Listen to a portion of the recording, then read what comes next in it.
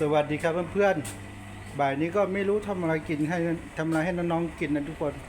ก็เลยทานลากไก่ใส่เครื่องในด้วยนะแล้วก็เตรียมผักลาบให้น้องๆหลายอย่างนะทุกคนให้น้องๆเขาตับเอาเองนะนี่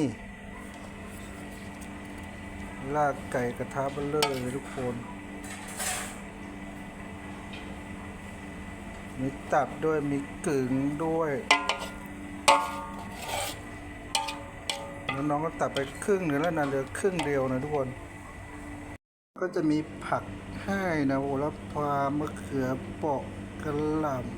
ำแล้วก็แตงนะทุกคนมีผันให้ประมาณนี้นะอยากได้เท่าไหร่ก็หยิบเอาเองเลยนะ